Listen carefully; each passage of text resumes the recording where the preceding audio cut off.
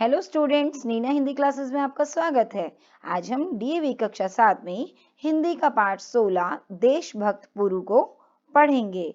यह कहानी देशभक्त राजा पुरु के बारे में है।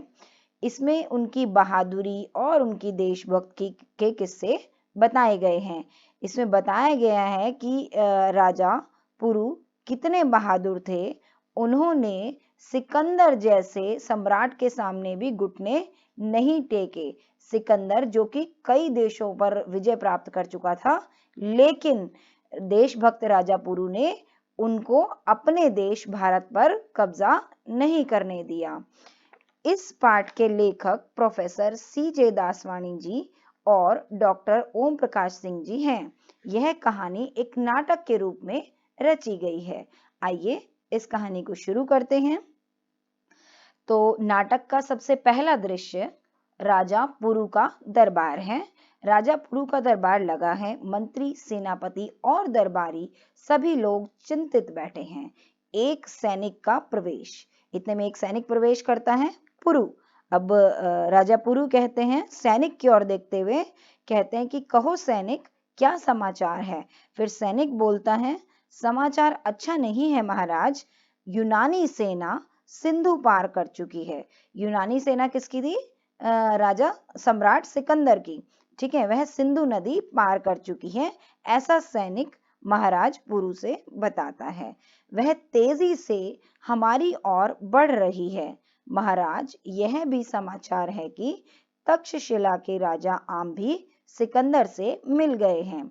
हाँ, जो सैनिक है वो राजा पुरु से बताता है कि यूनानी सेना जो कि सिकंदर की है, वह सिंधु नदी को पार कर चुकी है और बहुत तेजी से उनकी ओर बढ़ रही है आक्रमण के लिए।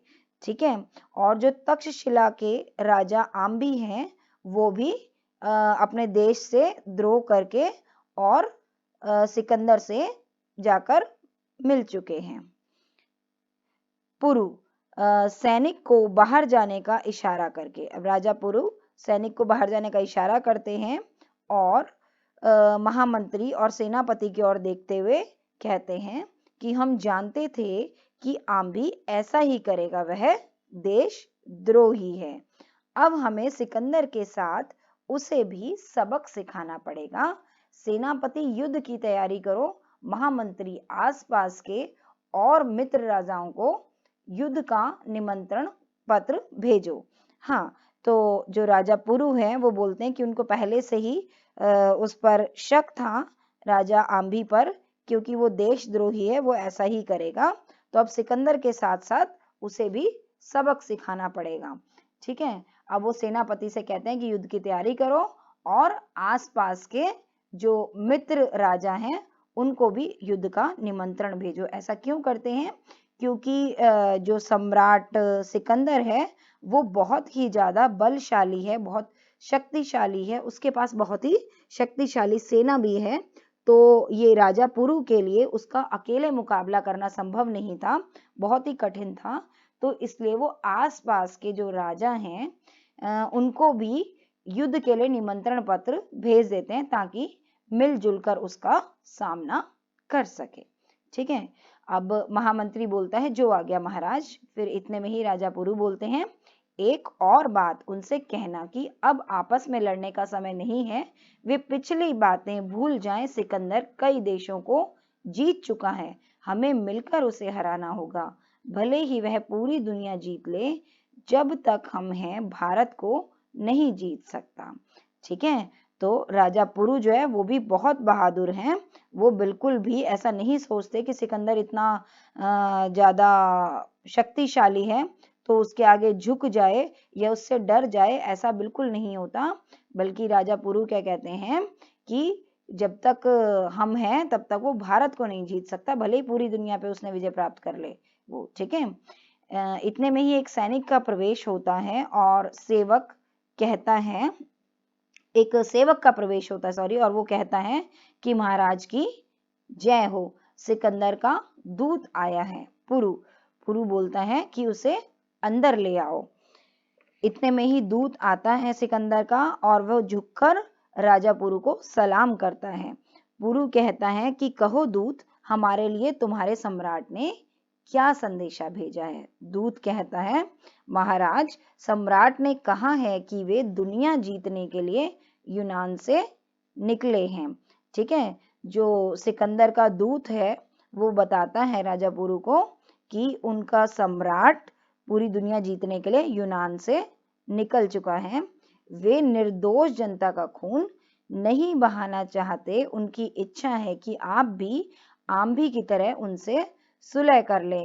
इस तरह लड़ाई भी नहीं होगी और आपकी गद्दी भी बच जाएगी।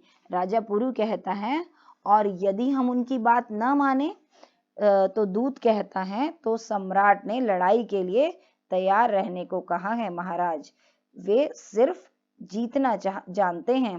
पुरु कहता है, दूत, अपने सम्राट से कहना कि हम उसे हारना सिखा देंगे। अब लड़ाई के मैदान में ही हम उसका स्वागत करेंगे। हाँ, कि उससे सुलह करने का मतलब कि अगर राजा पुरु सिकंदर से सुलह कर ले तो उसका मतलब क्या होगा कि उसके आगे हार जाना, कि उसके आगे घुटने टेक लेना कि हाँ वो उसका मुकाबला नहीं कर सकते। ठीक है ना, तो ये तो हार मानना हो जाएगा। लेकिन राजा पुरु ऐसा बिल्कुल नहीं चाहते थे। वो किसी के भी आगे हार नहीं मान सकते थे। वे देशभक्त थे, अपने देश को किसी को भी जीतने नहीं दे सकते थे।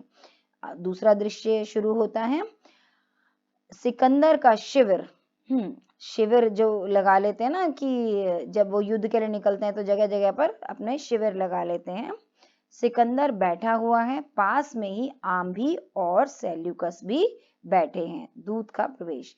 हाँ, आंभी तो राजा आंभी है तक्षशिला का, जो कि सिकंदर से जाकर मिल गया, उसके आगे मतलब हार मान ली। वो किस लालच में मिला था, ताकि राजा पुरु को जब सिकंदर हरा दे तो उसका राज्य आंभी को मिल जाए।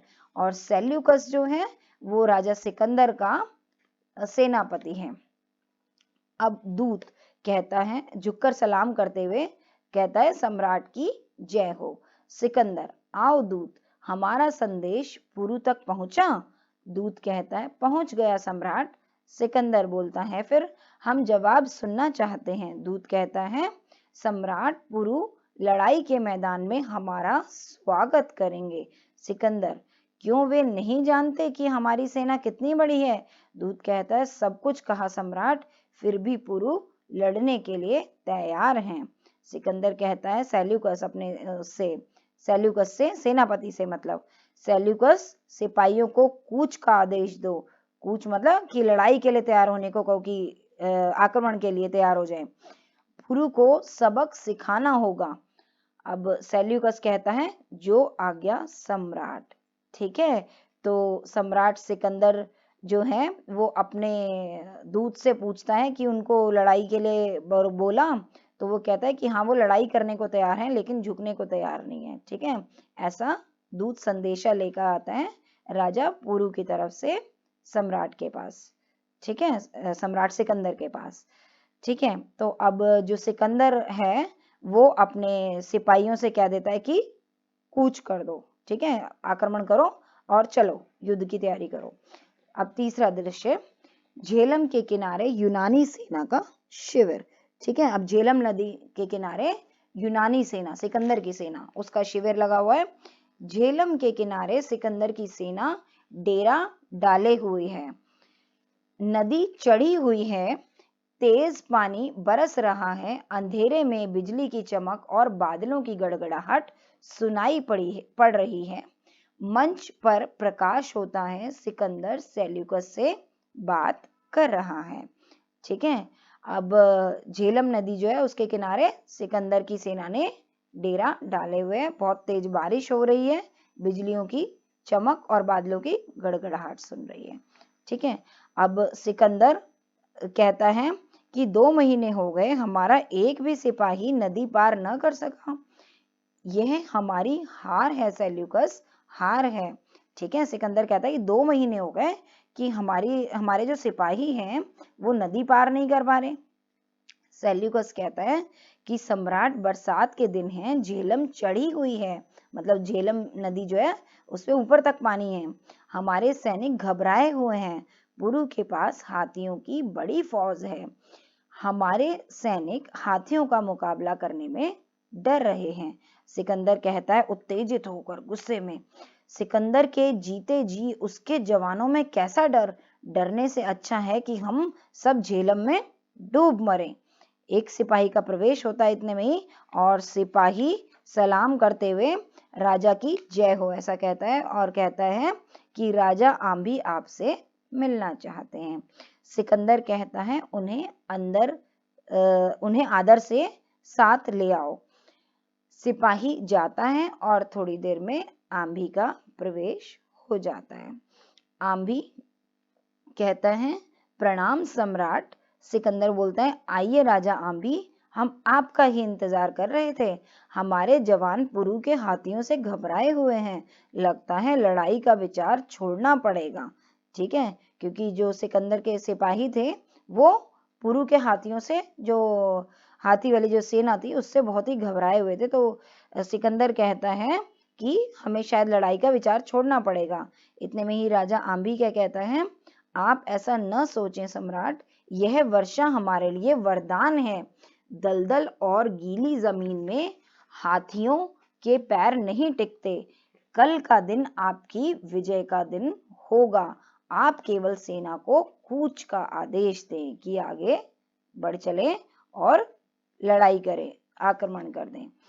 सिकंदर कहता है इतने में ही, आदेश देने से क्या होगा, सेना झेलम कैसे पार करेगी।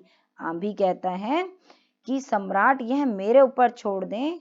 यहाँ से थोड़ी दूर पर नदी के बीच में एक टापू है, वहां नदी कम गहरी है, सेना वहां से पार हो जाएगी। सिकंदर कहता है तेज आवाज में, सेल्यूकस सेना को कूच का आदेश दो, मेरा घोड़ा ले आओ। ठीक है, अब ये आक्रमण के लिए तैयार हो गए राजा आम्भी के कहने पर। अब चौथा दृश्य। रात का समय, मंच पर अंधेरा है। पर्दे के पीछे पुरु के सोते हुए सैनिकों पर सिकंदर की सेना का आक्रमण। ठीक है, कि रात के अंधेरे में ही वो नदी पार करके और सिकंदर के जो सैनिक हैं वो राजा के पुरु के सैनिकों पर आक्रमण कर देते हैं। पर्दे के पीछे से लड़ाई की आवाज आती है, लोग चीखते चिल्लाते हैं, हाथी घोड़े की आवाज भी सुनाई पड़ती है। थोड़ी ही देर में सिकंदर जिंदाबाद का नारा गूंजता है। इतने में पर्दा उठता है।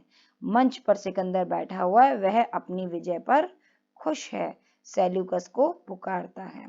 ठीक है, तो अंधेरे में सिकंदर के सैनिक जाकर राजा पुरु के सैनिकों पर धावा बोल देते हैं, उन पर आक्रमण कर देते हैं और इस प्रकार से जीत जाते हैं। और इतने में ही फिर उसकी जीत पर सिकंदर जिंदाबाद का नारा उसके सैनिक लगाने लगते हैं। चारों ओर सिकंदर जिंदाबाद ऐसे नारे गूंजने लगते हैं। ठीक है, और फिर मंच पर सिकंदर बैठा हुआ दिखाई दे रहा है। ठीक है, और वो इतने में सेल्यूकस को, अपने सैनिक को पुकारता है। सिकंदर बोलता है सेल्यूकस सेल्यूकस। सेल्यूकस बोलता है आज्ञा सम्राट। सिकंदर कहता है कैदी को पेश करो। सेल्यूकस जाता है और बंदी पुरु को लेकर आता है। हाँ, क्योंकि पुरु के सैनिकों को हरा दिया, पुरु को हरा दिया, अब राजा पुरु को सिकंदर ने अपना बंदी बना लिया। सिकंदर कहता है आइए राजा पुरु, अब तो आपने सिकंदर की वीरता देख ली। पुरु कहता है गर्व से, वीरता वीरता नहीं, धोखा जरूर देखा। रात में चोरों की भांति आक्रमण करना सिकंदर को ही शोभा देता है। ठीक है, क्योंकि वीरता तो दिखाई नहीं सिकंदर ने, उसने तो रात के अंधेरे में आक्रमण कर दिया। अगर वो सच में वीर था तो दिन के समय आकर और बात करके सही से आक्रमण करता, तब तो समझ में आती, तब पता चलता कि भाई कौन जीता है कौन नहीं। ठीक है, उसने तो चोरों की भांति आक्रमण कर दिया। तो राजा पुरु कहता है कि ऐसे चोरों की भांति आक्रमण करना केवल सिकंदर को ही शोभा देता है। सिकंदर कहता है युद्ध युद्ध है राजा पुरु, वहां न्याय और धोखा नहीं देखा जाता। हम आपकी बहादुरी की तारीफ करते हैं। मैंने अंधेरी रात में आपकी चमकती हुई तलवार देखी थी। चमकती हुई तलवार मतलब कि जब वो उसके सैनिकों का अपनी तलवार से जवाब दे रहे थे, पलटकर वार कर रहे थे। अब आप हमारे कैदी हैं, बताइए आपके साथ कैसा व्यवहार किया जाए, ऐसा सिकंदर राजा पुरु से पूछता है।